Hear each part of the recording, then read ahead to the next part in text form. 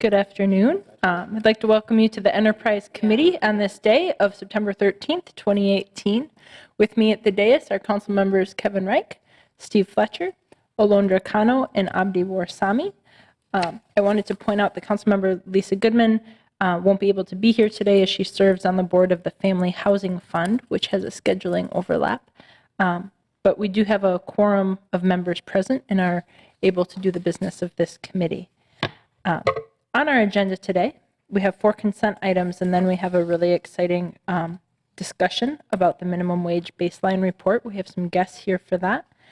We also have a report of the single point of access collaboration between the MPD and the clerk, and the coordinator's monthly update. I do want to point out that we originally, in September, we were supposed to have a fuller state of data report, and that's not quite ready yet. So this is the piece that is both really important within that, but also the part that we are capable of doing now.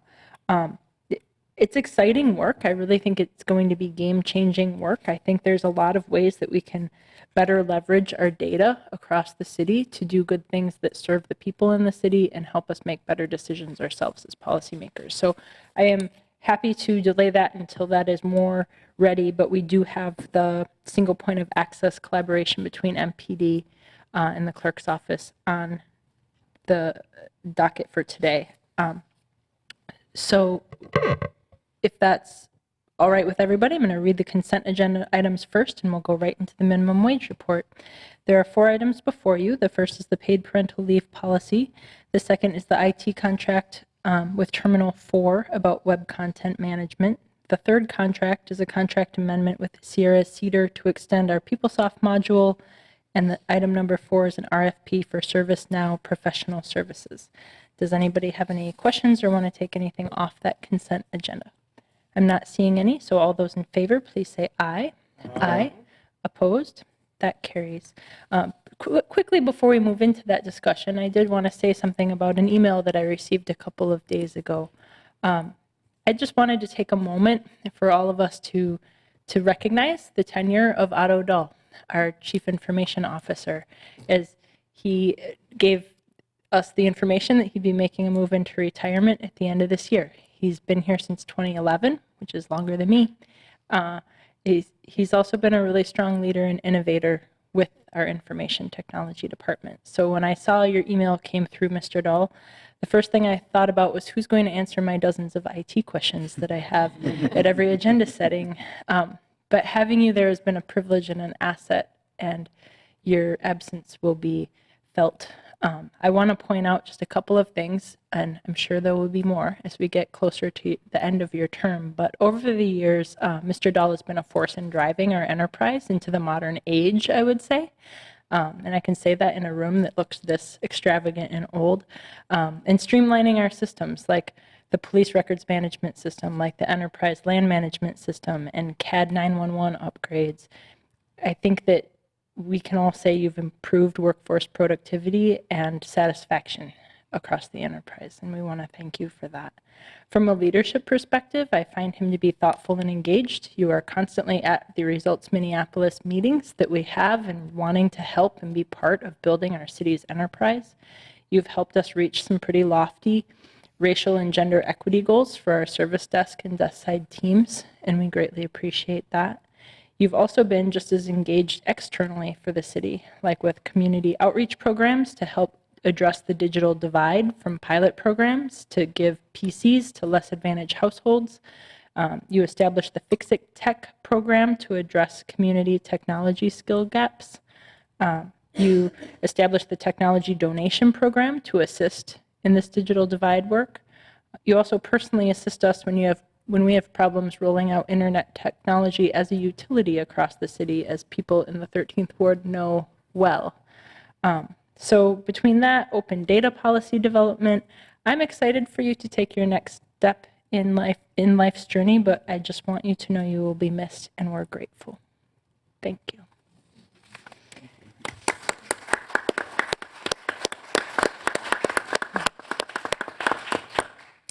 So with that, I'd like to introduce Jeff Schneider, who will then help me introduce all the guests that are here with us today, both from the Federal Reserve and also from the Citizens League. So welcome, and I'll turn it over to you. Yes, good afternoon, Madam Chair and members. My name is Jeff Schneider. I'm with the City Coordinator's Office. I'm here today to introduce the research team from the Federal Reserve Bank, who will be presenting the first in an annual series of economic reports about the city's minimum wage ordinance. Just as a quick background, last year's minimum wage ordinance did include a direction to our office to provide annual economic impact reports throughout the phase-in period, the 7-year phase-in period of the ordinance.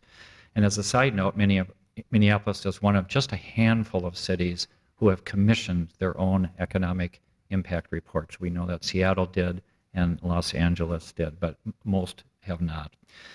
After a competitive RFP process last fall, a team of economists, this team from the Federal Reserve Bank, was chosen to do this work.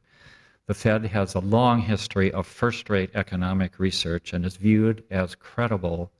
This was important to us last year, was viewed as credible to all stakeholders on this issue.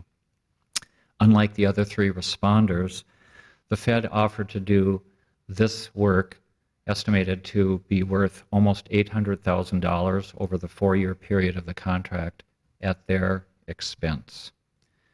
This is a significant investment from the Fed, both to our city and to the ongoing body of national research on this topic. There are similar studies ongoing in many major cities which have passed local minimum wage ordinances. And I want to publicly thank the Fed for their interest in this topic and for their substantial contribution over the coming years to our city. I'd also like to note that this study is sponsored and supported by the Minneapolis Fed's Opportunity and Inclusive Growth Institute, which is, according to their website, aimed at conducting world-class research to measure, analyze, and make recommendations to improve the economic well-being of all Americans, with a particular focus on structural barriers that limit full participation in economic opportunity and advancement in the United States. So this study here is part of a much broader agenda that our local Fed is undertaking. As requested in our RFP last fall, this year's report is a so-called baseline report, which describes selected economic trends in the years leading up to 2018. It does not include any impact analysis of the ordinance this year, as it just started in January, as you know. The first of the annual impact reports is slated to come in the fourth quarter of next year and the next 2 years after that. This baseline report, however, does include estimates of workers, industries, and occupations that are likely to be impacted by the city's ordinance, which update all of those estimates found in the 2016 study by the Roy Wilkins Center at the University of Minnesota, which you are familiar with. I will now turn over the podium to Dr. Lucas Karabarbunas, who will introduce the rest of the Fed's team. Thank you. Welcome. Thank you for your commitment to this project. We're so grateful to have you as a partner in this effort. Many thanks, Jeff, for the introduction, and many thanks to everyone for inviting us here today. The other two members of the team is Jeremy Lise, who's a professor of economics at the University of Minnesota and a consultant at the Federal Reserve Bank of Minneapolis, and Anusha Nath, who's a research economist at the Federal Reserve Bank of Minneapolis. And before we start our analysis, let me just say that the views in the report are the views of the three co-authors of the report and do not necessarily coincide with those views of the Federal Reserve Bank of Minneapolis or the Federal Reserve System. So as we all know, Minneapolis raised its minimum wage. The first wave of increases has been already happening. The minimum wage is going to increase to $15 per hour by 2022 for large firms and by 2024 for smaller firms. And against this background, the City of Minneapolis commissioned the Federal Reserve Bank of Minneapolis to conduct an economic analysis of the impacts of the minimum wage. So this is the first report, as Jeff Schneider was saying, with the goal being to establish some baseline metrics against which we can evaluate the future impacts. So the report is quite comprehensive. We look at the various economic indicators, not only for the city of Minneapolis, but also for St. Paul, other neighboring areas, and also the county and the state. And we look at various economic indicators at various levels, but for this presentation, we thought it would be most useful if we focused on the main takeaway. So we're going to talk about employment, wages, turnover rates, establishment and firms. Then we're going to talk about what are the workers, what type of workers are more likely to be impacted by the minimum wage increase. And finally, we're going to talk about the restaurant service industry. Okay, so point number one is about employment. The main takeaway of our analysis is that the city of Minneapolis has been experiencing a very robust, strong employment growth starting around 2010. So if you want a number, employment has been growing at roughly 2.5%. This doesn't mean, of course, that all employment gains have been uniform, and our analysis looks at how employment has evolved across different types of industries. That's point number two, and different types of workers in point number three. So there are some industries such as accommodation and food, that also includes restaurants, health and education, that have experienced faster growth, and there are other industries such as manufacturing and wholesale that have actually experienced slower or even declining level of employment. Similarly, the employment gains are not uniform across a group of workers. So you see some group of workers, namely low educated and older workers, and also workers who identify themselves as Asian, Black, or Hispanic, experiencing employment growth in the last couple of years. But you see also other groups, and especially the younger and workers who identify themselves as white, experiencing slower or even no growth in terms of employment.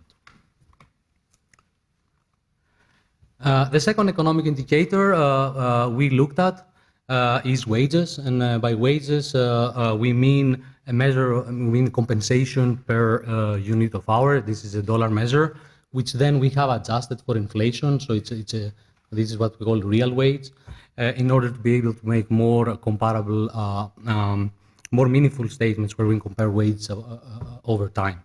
So the main takeaway here is that we have seen real wage growth since 2000 in the city of Minneapolis.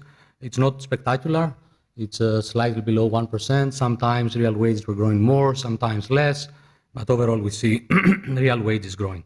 And similarly to employment, the growth of wage is not uniform. So you see industries such as professional services and wholesale, where wages have been growing, and then you see industries such as education, health, manufacturing, and retail also, where actually the growth of wages is slower. Similarly, across groups of workers, we see wages growing for low-educated and older workers, and also workers who identify themselves as white or Asian.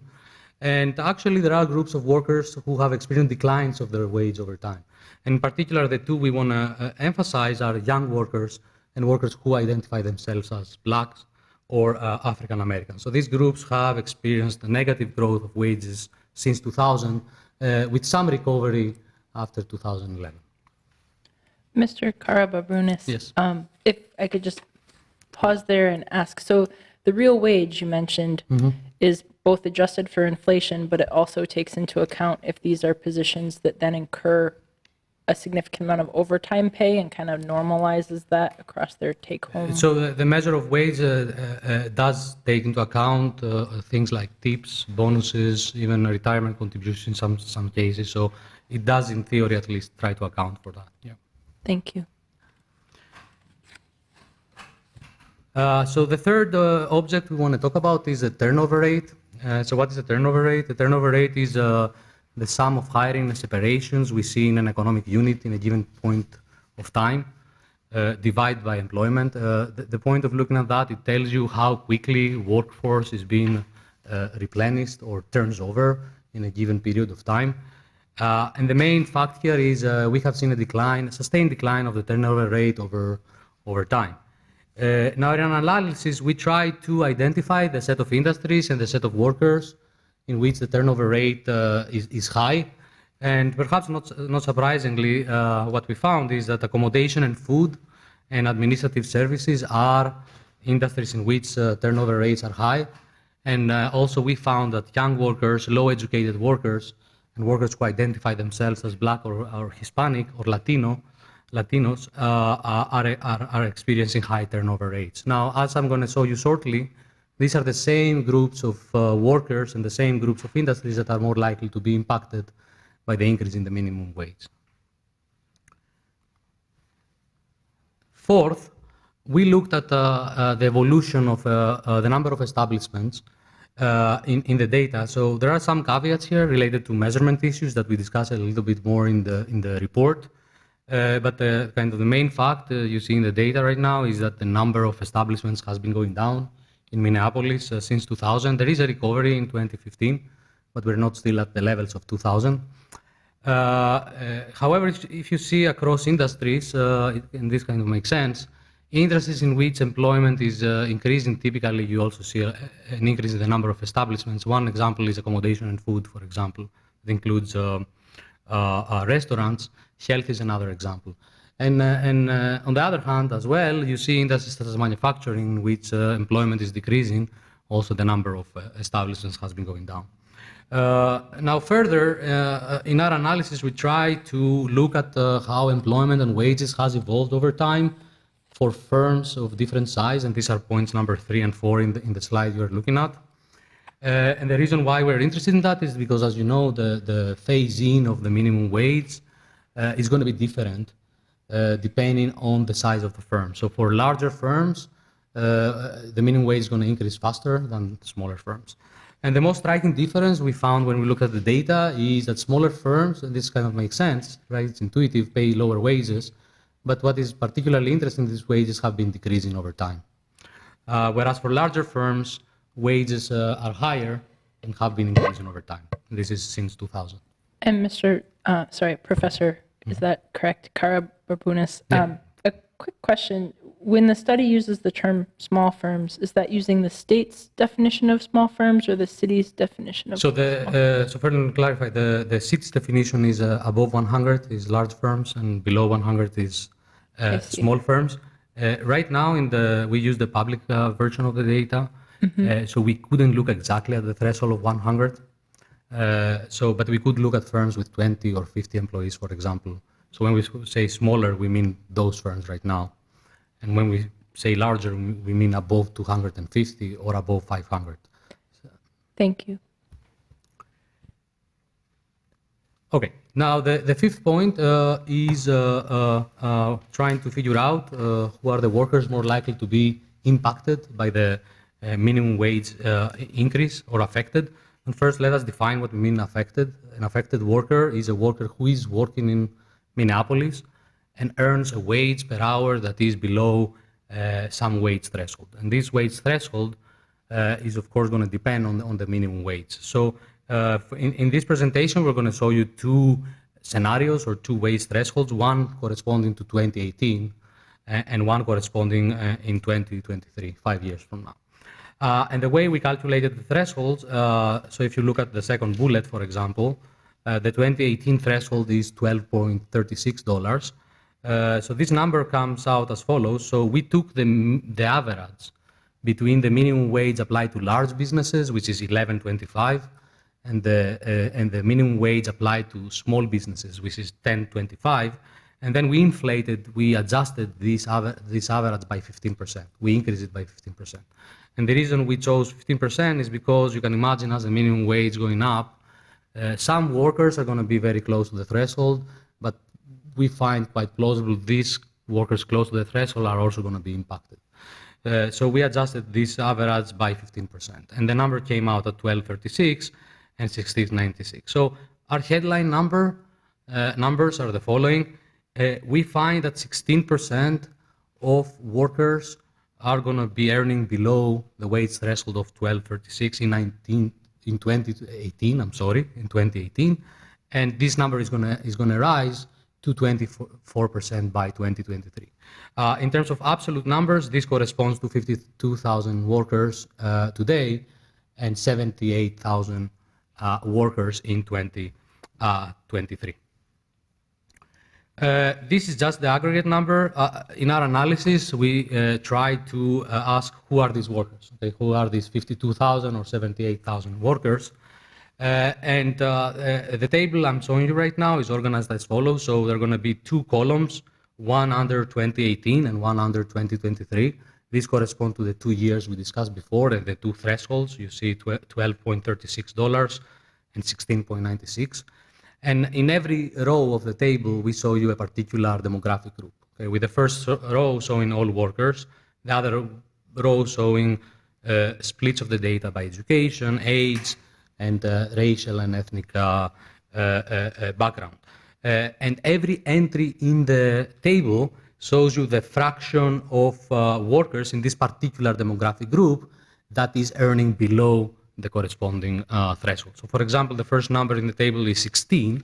This means that in 2018, 16% of workers in Minneapolis, is the number I was showing before, is going to be earning below the 2018 threshold. So if you skim through the table, you see that there are particular demographic groups that are very likely to be affected. In particular, the lowly educated, those with less than high school education, and also the young workers. These are two categories in which the majority of workers are going to be earning below the wage thresholds, and therefore we feel they're going to be impacted by the minimum wage. Another important group is those workers that identify as Black or African American, in which we find that 29% of workers are going to be earning below the wage threshold, in 2018, and they're going to earn below the threshold. 42% are going to be earning below the threshold in 2023. The next thing we looked at is the industries of the affected workers. The format of the table is very similar to before. The last two columns give you the fraction of workers work in a particular industry that are going to be impacted by the rise in the minimum wage. We added one more column here that shows the percent. That's the first column, the percent of workers in Minneapolis work in a particular industry, so that you can get a sense of how large each industry is in terms of employment. And as you skim through the numbers, you see large numbers for the accommodation and food services industry. And within the accommodation and food services industry, the restaurant industry is going to be the one with the highest numbers in the table. In particular, 55% of these workers are going to be affected in 2018, and 68% of these workers are going to be affected by 2023. In terms of other industries, we want to emphasize administrative services. These are support services to offices and buildings, and temporary agencies are types of industries belonging there, and employment agencies. And retail is another industry with a significant number of affected workers. The final disaggregation of the data we did is across occupations. In the report, we present much more. For this presentation, we just focus on the largest occupations. The format of the table is very similar. The last two columns show you the fraction of workers in each occupation that is going to be affected by the increase in the minimum wage. The first column shows you the fraction of the Minneapolis workforce working in this particular occupation, and every occupation is in a row.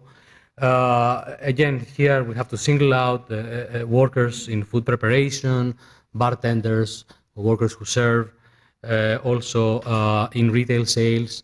Cashiers is another example of an occupation that's going to be significantly affected, janitors and maids.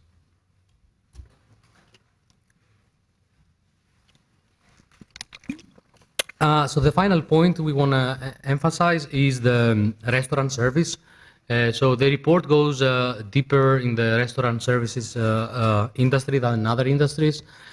because the minimum wage, as I showed you before, is going to impact the majority of workers in that sector, in that industry.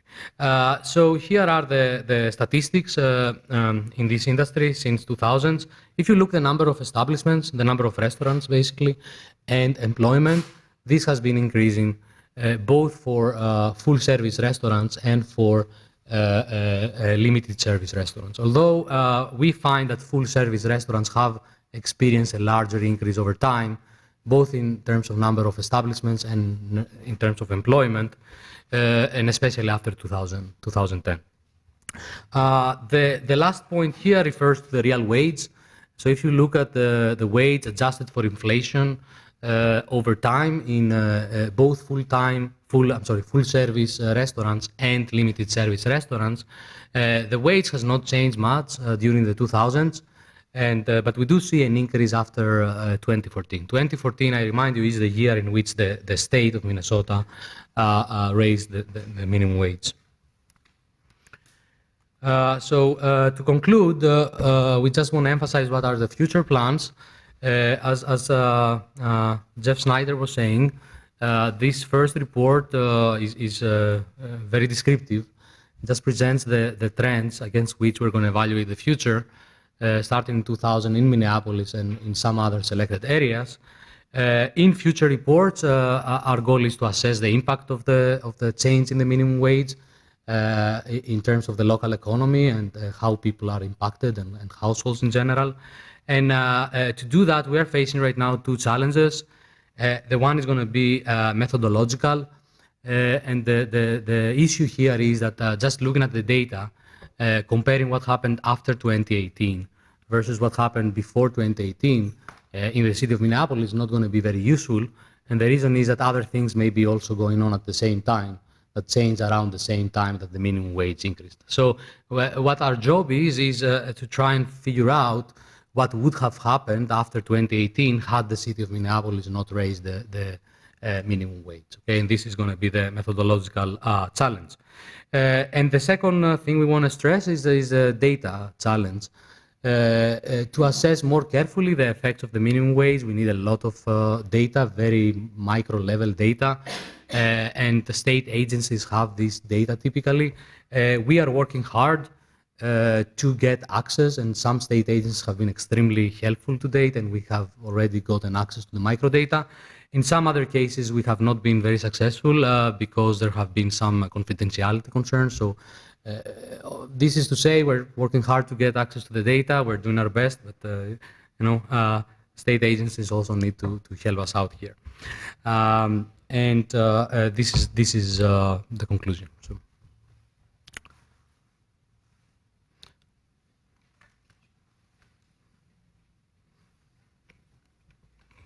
Professor, one question about future reports. Will it be possible, as we step forward through this, to figure out if there's an increase or decrease in minimum wage job creation after the ordinance moves to higher increases? I know we wouldn't be able to link that to any causality, but will we be able to see if there's a growth in these jobs over time? Yeah, I mean, our goal is to get as close to causality as possible. Absolutely. That's the methodological challenge we're going to try and overcome, is to get to the causality question you raised. But certainly we can see at job growth before and after. Absolutely.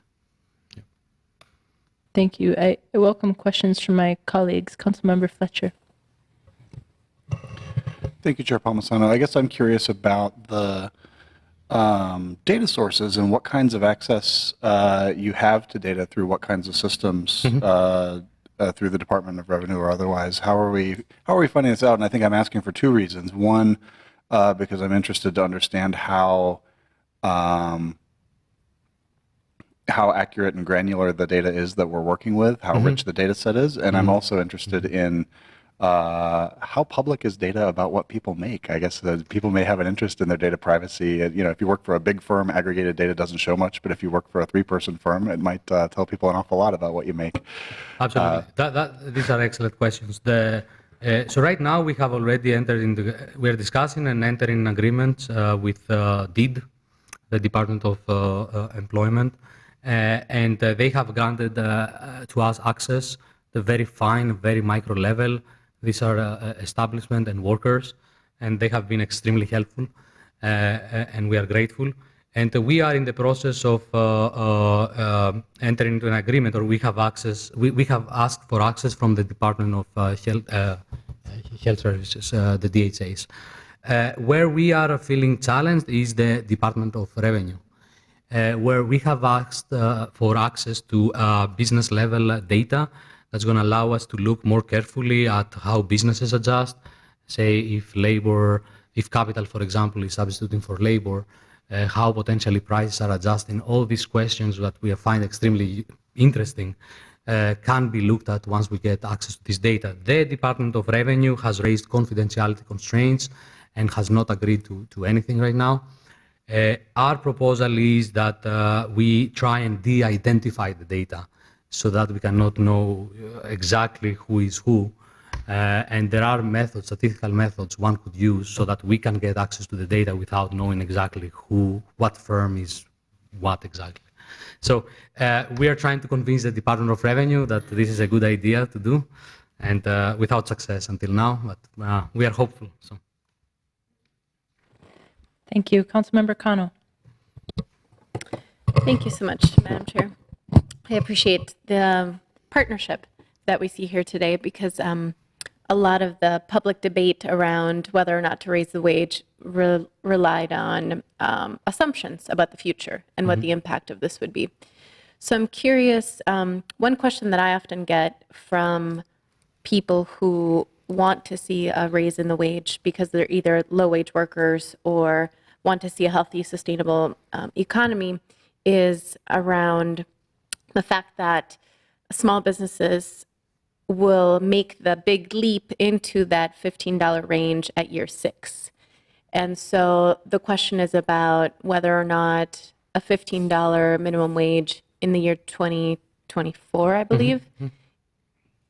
Not whether or not, it's like what is the actual gain for low-wage workers? What is the, when you take into account inflation, when you take into account cost of living changes, when you take into account labor changes in the labor industry, how do you think we can sort of help people quantify and articulate what the real benefit is of a wage that's $15 in a year that's so far away? Just kind of helping us think through that and how we as policymakers can talk about this with folks who might just be questioning like what's... No, this is a great question. I mean, this is the point of the future reports. We want to work hard and try to answer the questions you posed. How is labor going to be impacted? How are businesses going to be impacted? What does it mean for these workers to make 15 instead of 9? Are these workers going to be making 15, or are they going to be working in other cities or other sectors? Or are they going to be making even more than 15? These are fantastic questions. We don't know. We don't have evidence yet because the minimum wage just increased. So it's going to take a little bit of time to look at the data carefully and give you an answer. This is all to say we don't have an answer right now. Yeah, and I can appreciate that because we're kind of waiting for things to happen so we can assess them. And I want to identify a gap here for policymakers, right? For the folks who make the laws that help to govern how our society functions with, when we're discussing issues of wage and salary. And so one thing that we experienced through this minimum wage effort was that the narrative around it was that the wage issues were lagging far behind the changes in our economy and our cost of living, and for example, our rising rents or the rising costs of housing. And so as you're developing these studies, I think it would be helpful for us as policymakers to have more of a integration of the real changes happening in our communities now so that we don't see ourselves in 2024 being like, oh my God, the minimum wage should be $35 an hour. And like, maybe it should be, right? But the point here is that one of the reasons we found ourselves in trouble is because there was such a big distance between the cost of living healthily in our community today and what folks were making. And so that was part of the problem we were trying to solve, is that we were trying to bring these two pieces of society together in a more equitable way so that people in our city could live in a sustainable manner. And so, my question is connected to this notion of having policymakers have more direct contact with how things are changing in this realm, so we avoid a moment of crisis or emergency in 2024, where we're having another big debate that's really contentious about what the wage should be. And so just having a more healthy, connection to that throughout the time that we're going to be working with you would be helpful. And so whether that means Thank you. That's quarterly reports or quarterly great. meetings. Yeah, so now let me point out to three things. So first, we're going to submit a report every year. So that's going to, maybe not every quarter, but every year right now, the contract with the city specifies one report per year. Again, this is also a data issue. Sometimes responses in the economy take a while to show up, sometimes not, so we have to wait and see. But we are going to be submitting reports every year, every October, for the next 3 years, potentially 3 plus 4 years. Second, and this is where working with the Federal Reserve Bank of Minneapolis is extremely useful. The Fed has a lot of resources. We plan to reach out, the Community Development Department, for example. We want to hear people's opinions. We want to get a sense of how people think about the minimum wage. And third, we're going to be organizing various conferences where we're going to be bringing both academic people and policymakers and business leaders and leaders of labor together and try to figure out what's going on. So all these things together, you're asking great questions. If we don't have the answers, we're going to try and get that through economic analysis, but also by outreach activities. Thank you, Councilmember Fletcher. Thank you, Chair Palmisano, and thank you for this presentation. I'm really glad that you're doing this work. I think it's very important that we have access to this data, because I think in the absence of data, a lot of times we end up understanding policy through stories and anecdotes and not necessarily getting the right idea about what's happening. And so one thing I was particularly curious about, I know you're tracking in general increases and decreases in the number of establishments across industries. But I wonder particularly, one of the places that we're hearing at least anecdotal stories that I think have resonance for people in terms of how they're interpreting the minimum wage is about firms closing. And I wonder if you're tracking that or if you've found a data source for that, because I think, one of the things that I've sort of heard people joke about or sort of, talk about is, some number of restaurants was going to close next year, right? Regardless of what we did in policy. But now they will all close because of the minimum wage, right? Because we are that's the tracking story that. we're going to tell about it. We are tracking that, and that's going to be a key part of our next report. Yeah. Other questions? Thank you. Thank you so much. I think, Mr. Schneider, did you also want to introduce the Citizens League guests that are here with us? As my colleagues know, the Citizens League has recently released a report for St. Paul and their work on minimum wage, and it's just nice to kind of have that partnership and collaboration here. So Right. you'll do a better job introducing them. Sure, Madam Chair. And so we do have today with us the director of the Citizens League, Bahua Yang Hoffman, and their policy director, Angelica Klebish. Thomas Durfee, who is on Bahua's left, is their technical consultant, and also, as I said, worked on the Humphrey Institute Sam Myers study of 2 years ago. So as you mentioned, they just released their report to the city of St. Paul at the end of August.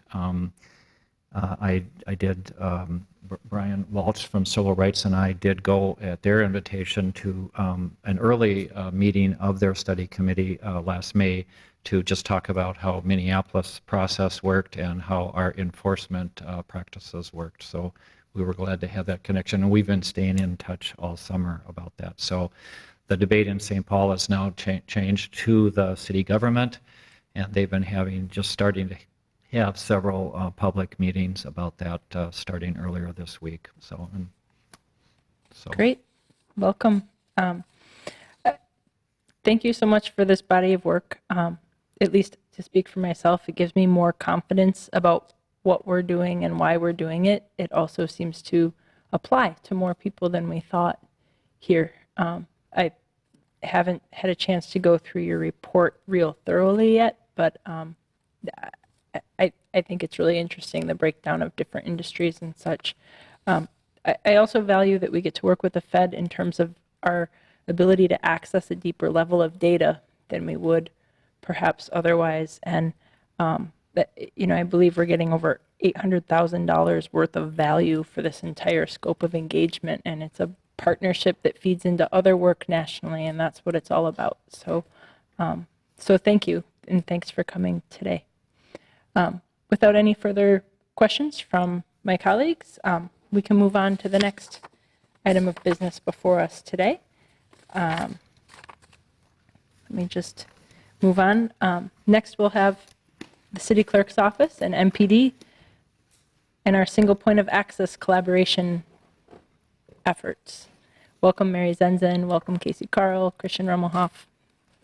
Madam Chair and members of the committee, my name is Casey Carl. I have the privilege of serving as city clerk, and I wanted to offer only brief comments that you already covered, but again, for the committee, there was a series of staff directives this committee adopted at its meeting on June 7th related ultimately to what we have bundled together as a state of data report that was supposed to be brought back, as you know, to today's meeting. As you indicated, Madam Chair, given the complexity of crossing the entire enterprise and bring all the right partners to the table for that, and really wanting to be cognizant of doing an A quality report on what we're doing with data today and where we see data going in the future as an asset of this enterprise to be leveraged for real data-driven decision-making and also management. We, with your approval, Madam Chair, have asked to move that to your November meeting. One of the staff directives, though, listed on the agenda that was approved on June 7th was this direction for the clerk's office to partner with MPD. We do already, but to strengthen that partnership from a customer or an external point of view to say, how can we receive requests for data in a better way?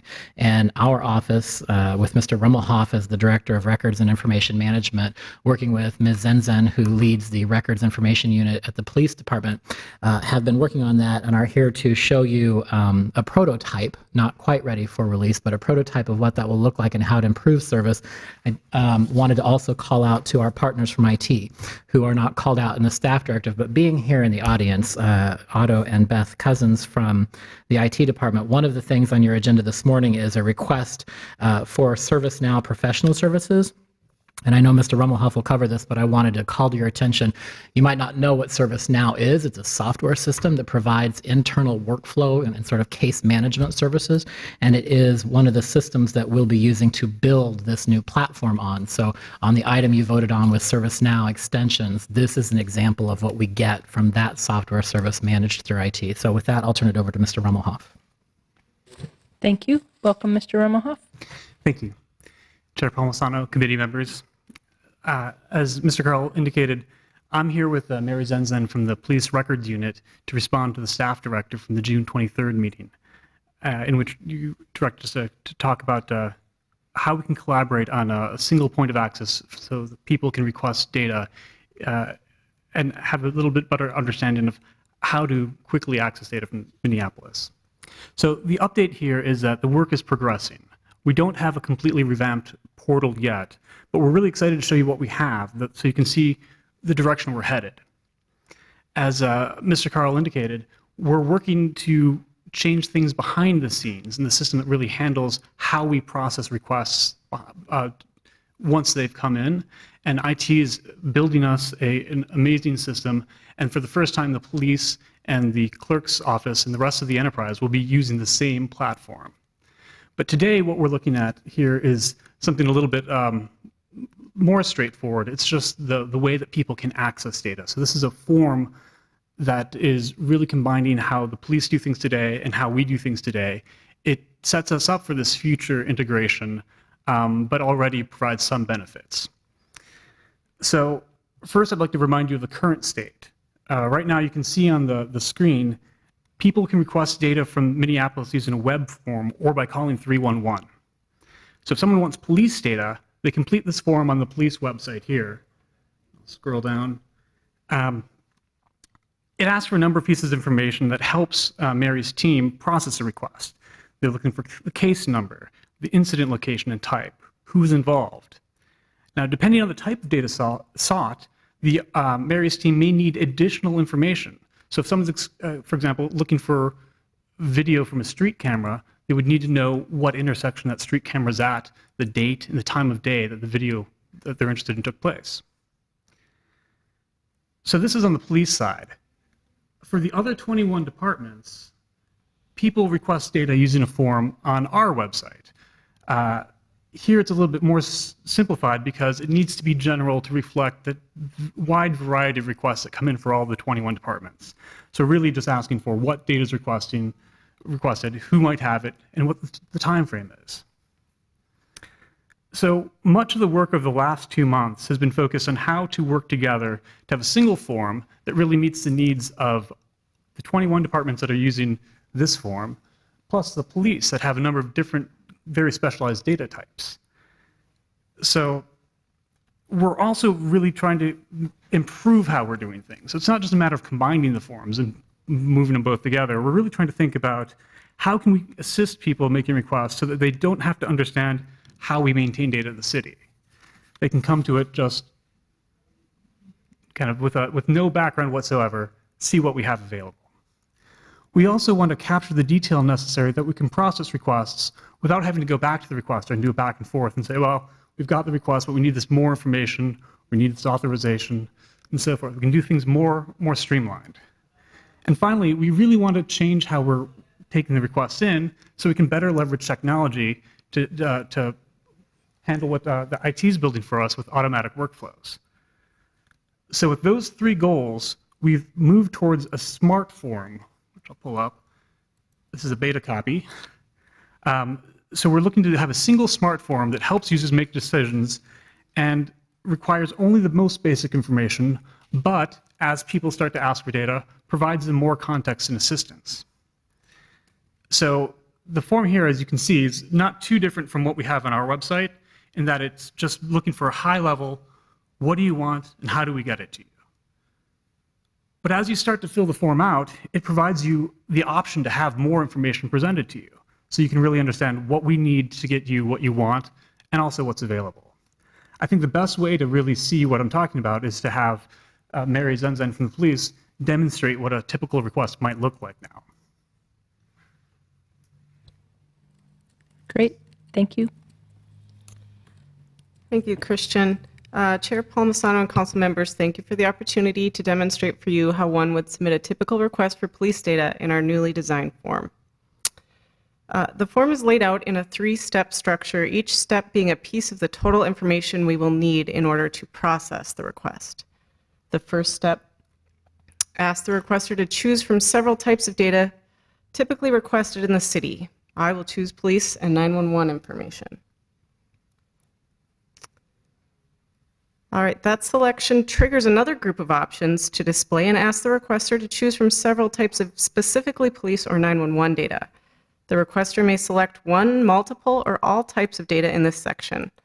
For each selection, additional information and options pop up to guide the requester toward getting the data they are seeking. The additional information describes what is typical for the type of data they've selected and what additional options are available to them under that data type. For our demonstration, we'll choose case, incident, or accident records. You see that a subheading has appeared with some explanatory text. The information here provided at the time of the request helps requesters to understand what is available to them and manages their expectations for what they will receive as a result of their request. Actually, I don't mean to interrupt, but if you can move the frame up a little bit, we can't see perhaps what you're seeing on your screen. So that subsection that's on the top right that came up when you checked the right box. There. Okay. Sorry. So once you selected at the top level, then this the subtext popped up here. So the resulting text here describes what data points will likely be included with the type of police report being requested and gives suggestions for information the requester should supply, if possible, that will help us locate the correct data as quickly as possible. There's even a link to an example report here. Once you choose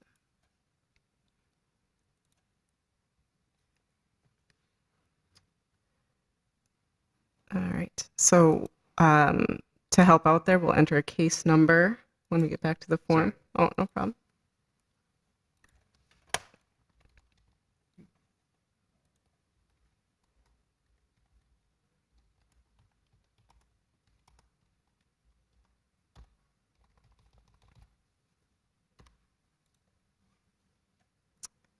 All right.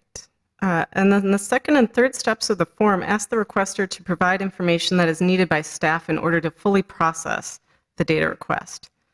So step 2 is for verification of identity in instances where the data being requested is releasable only to the subject of the data. Examples of this type of data that requires verification is body camera video, accident reports, and police reports that involve protected identities, such as victims of certain crimes, mandated reporters, and etc. The explanatory text in step 2 directs requesters of otherwise non-public data to click on a link to a page at the city's website with the various forms necessary for identity verification. It also tells requesters how they can submit their verification through the form, via email, or in person.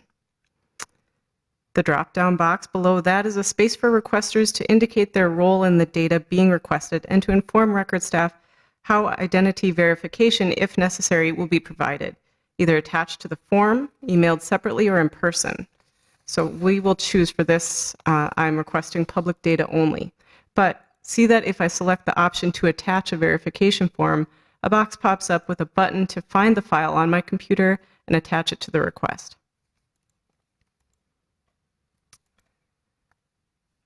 Step 3 is simply a section for the requester to fill out so that we can contact them to acknowledge receipt of their request and to provide them with their data.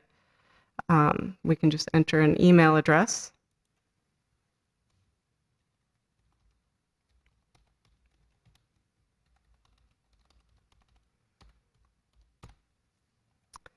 And then we can hit submit request. The next page here provides a confirmation number, which, along with tracking numbers we assign, will allow us to track requests and provide status updates for requesters. With that, I'll return the podium to Christian to say some final words. Thank you. Thank you, Mary. So before concluding, I just have a few words on kind of where we're at and what our next steps are. The form's still in development. We really wanted to get a sense of how it's going to work so you could see where we're going. Before we launch, we're really trying to spend some time to ensure it speeds processing by capturing the information needed to process most requests. Therefore, for each of those types that you saw pop up, we're working with the teams that process those requests to make sure that they get the information they need and they have input into this.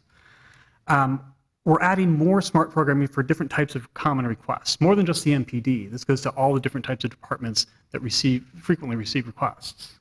So we'll be working with them. We'll have the most common ones available on launch, and then we'll be adding to it over time.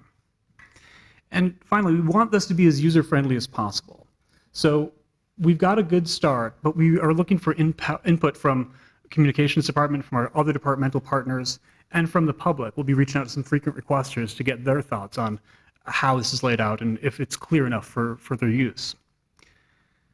We will be launching the form later this year, but even after it's live, it's going to be something that changes over time to really reflect feedback we get and changes in the types of requests that we receive. It's also going to change, perhaps, to better leverage technology behind the scenes to process requests faster. And again, I'll reference the automatic workflow technology we're working on with the IT department. So that concludes my prepared remarks. Mary and I are happy to address any questions you might have. Councilmember Connell?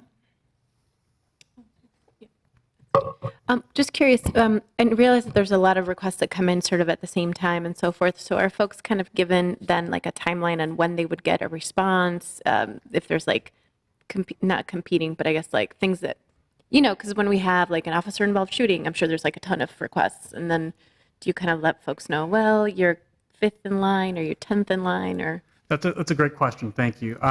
So we, on the status portal, which I don't have a demo of for you today, we do have one currently up. So looks at the beginning, it will look similar to what we have today. It does talk about the number of open requests. So when you submit your request, it will say, thank you for your request. Here's your number. There are 300 open requests right now. It doesn't necessarily tell them where they are in line because it's not strictly a single line. Requests go to different departments and a lot of people are involved. So there's probably a lot of little different lines across the enterprise that you might be in depending on what you're asking for. We're hoping to develop the metrics as we're in this new unified system so that we can start to give people, by the type of request, estimates of how long these requests have, similar requests have typically taken. So they really have a sense of what they're asking for. And as they're checking boxes, they can see that, oh, I'm adding to the length of the time. But we probably won't be in a position to say, well, it's going to be ready by Tuesday or whatnot.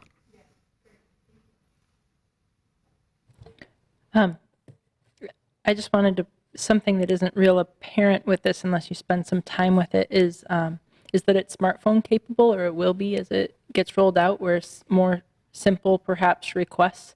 I mean, you could do the full thing on it, but for the average mobile user, you could fill out the average size request on something like this. It seems like fairly easily. What I especially like about this isn't just about a form that hides a back-end process where we still need to work out the kinks. This is really about pointing people, navigating people. And I know you keep calling it a form, but it really provides navigation at every step of the way based on only the information that you need to use.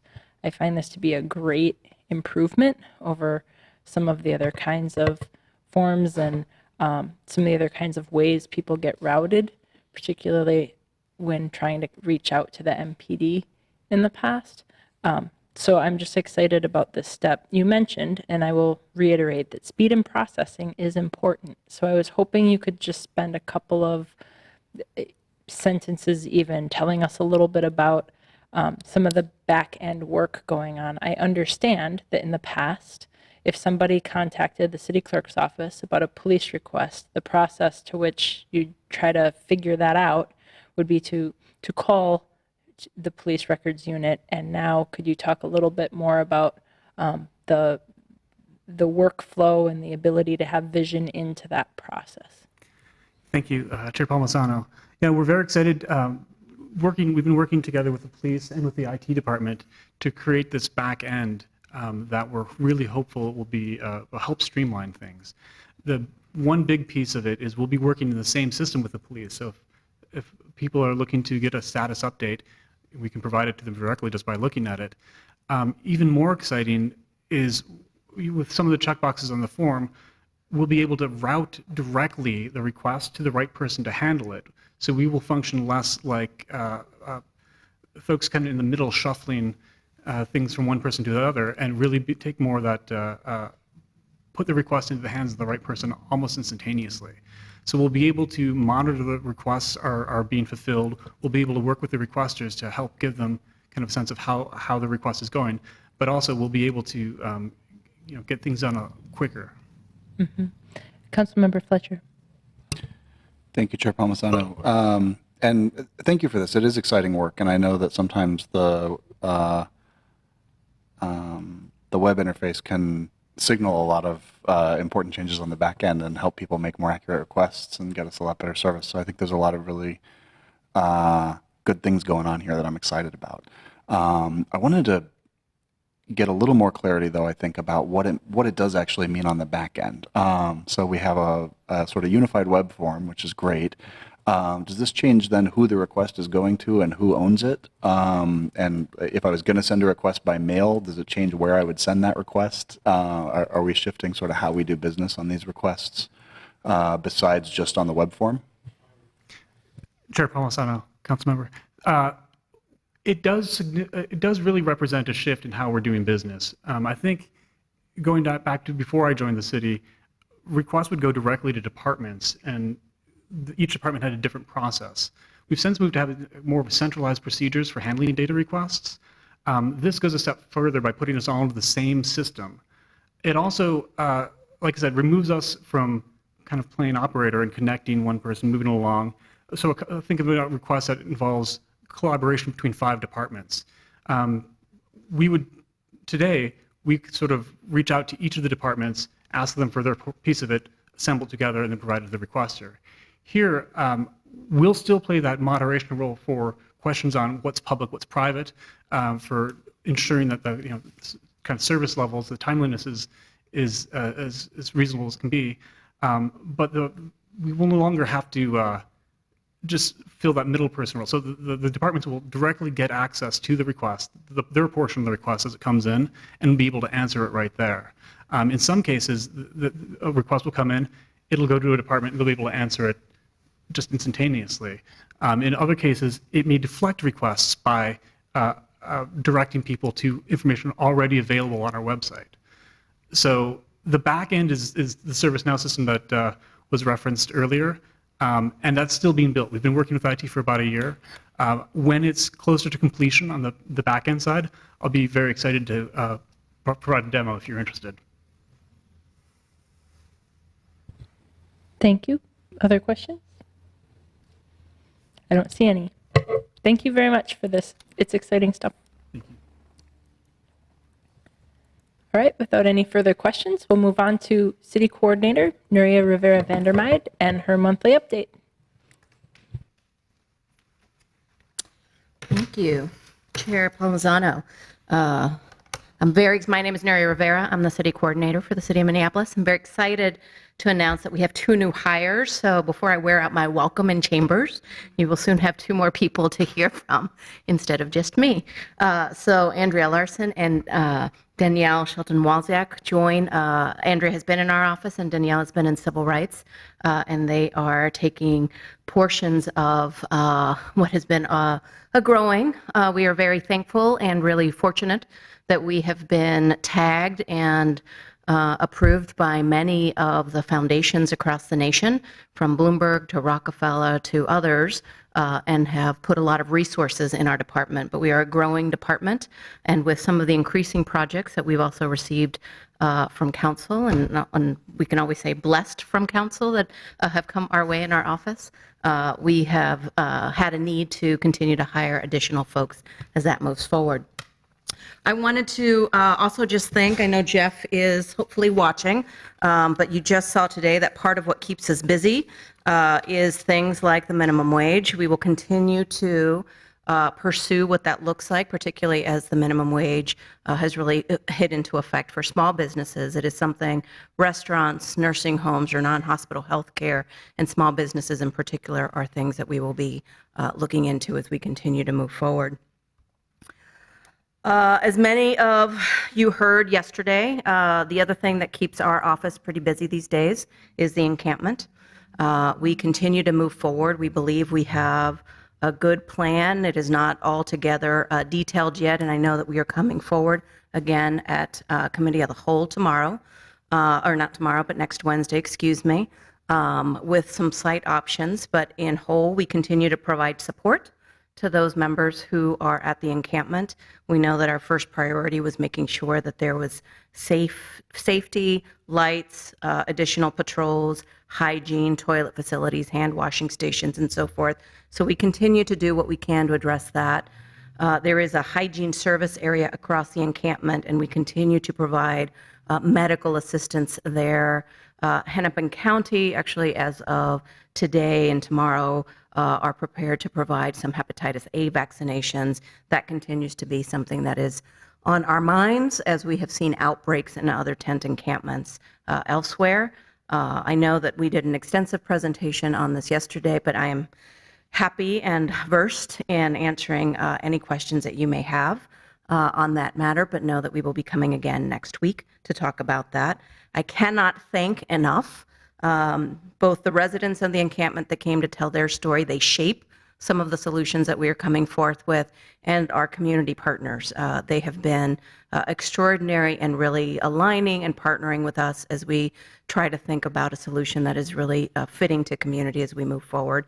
We are also trying to learn lessons from it. This is not just an issue that is happening at the Hiawatha encampment. The issue of the unsheltered and tent communities are popping up all over the nation. So we hope to continue to learn from this as we move forward and be able to bring some additional solutions to our city in the near future. We have other things that are happening at the coordinator's office, and although sometimes it doesn't feel that way, work progresses and moves forward. Fairly soon at Peace Committee, you're going to be hearing a little bit about green zones that continues to expand. They've got some recommendations for the southern green zone, some additional recommendations for the northern green zones as that moves forward, and so that work continues to move. But it has really been another example where partnering with community has been really fruitful, and those recommendations should be coming to you in the coming weeks as well. We have a Final Four that we are prepping for, so we have another big event. We were fortunate enough to have a Super Bowl. The Final Four is much less large and voluminous, but we also need to prepare for that in a way that is thoughtful.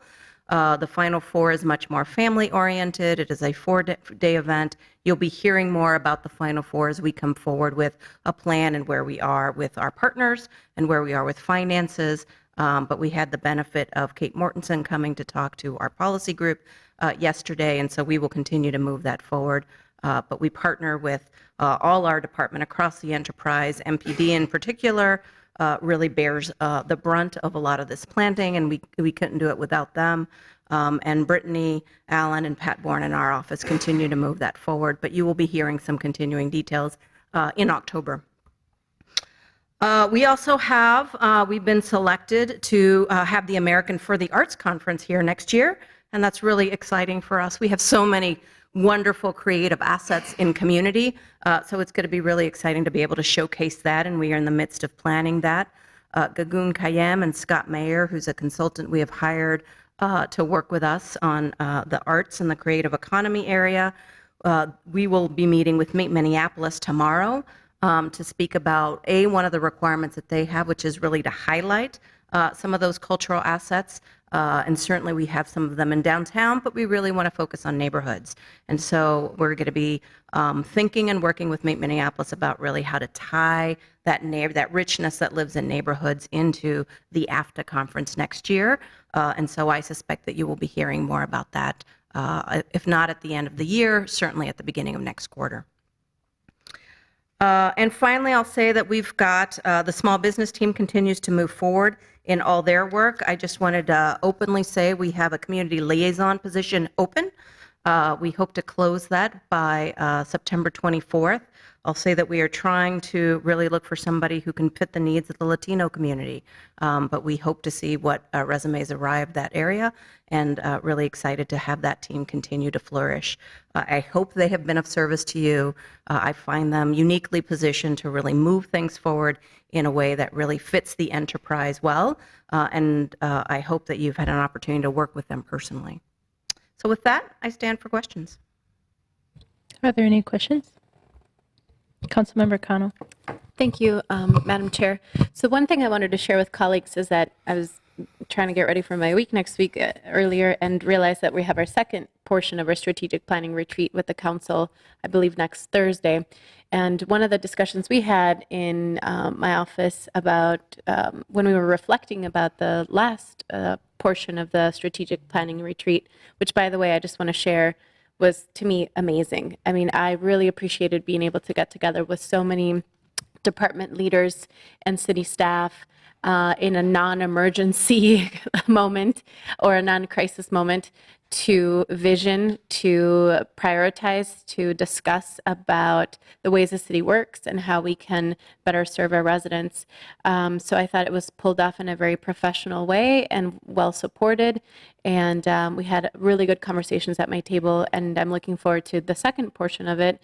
But as you shared about, this, reflecting more diversity in our staffing, one of the items that we identified as the Ninth Ward team was the externality of our racial equity work and how that's really good, and how we can make sure that each department is also internalizing those values and those strategies so that we can reach departmental diversity in employment and in staffing internally as well. And so I'm curious, I'm looking forward to having that conversation with colleagues next week because I don't have a clear sense of how we're measuring sort of the change within each department as they reach, as I hope we're encouraging them to reach more diversity. So it was more of a heads up, we're going to meet again next week, and I'm sure, if you have info to share about prep materials or agendas or anything we should be aware of. Chair Palmisano, Councilmember Connell, thank you for reminding me that. I was remiss, as that was on my list of things to mention, but mostly I just want to thank each and every one of you for showing up and for otherwise supporting. I know not everybody had, there's some people that had some conflicts on the schedule, but have still continued to work with us, and were able to fill out the surveys in terms of those 97 policy points as we continue to move forward. But I share and really happy to see the participation, both from community members and from policymakers and staff, on what I thought was a really engaging conversation. We do not take the time often to cease to be reactive and to take a moment to really be thoughtful about that. And I appreciate the efforts of both the staff team that helped put that together and policymakers who helped make that, and community members who help make that sort of a solid conversation. So we will be coming forward to your specific question about how do we continue to embed racial equity policies in what we do, and in particular with hiring. I know that HR is working on putting cultural competencies as part of the Perform Minneapolis platform, and that is a conversation we are having right now with departments who are at different levels of what does that mean. But at the crux of those hiring decisions is, can somebody understand what implicit bias is and how we're judging people that come before us, either on paper or in interviews. And it is that really will make a difference on how we change the diversity in the face of our city.